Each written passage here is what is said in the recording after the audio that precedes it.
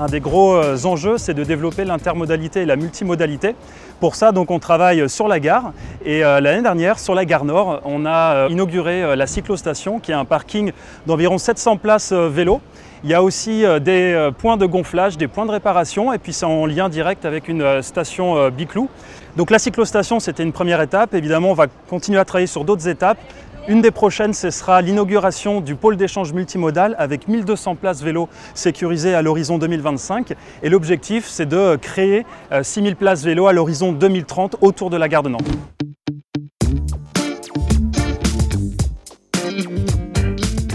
À l'échelle de la ville, on travaille pour favoriser des modes de déplacement qui soient les plus décarbonés possibles et on essaye aussi évidemment d'avoir une politique la plus juste d'un point de vue social.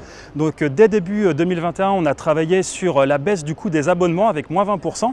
Et la suite, c'est évidemment cette gratuité des transports en commun les week-ends. Ça a été une mesure qui a vraisemblablement beaucoup plu puisqu'on a constaté une forte évolution de l'utilisation des transports en commun le week-end. C'est aussi une incitation de proposer cette gratuité auprès de personnes qui prendraient plutôt leur voiture, de se mettre au transport en commun et de voir que très souvent, c'est une manière beaucoup plus efficace, beaucoup plus rapide de se déplacer en ville.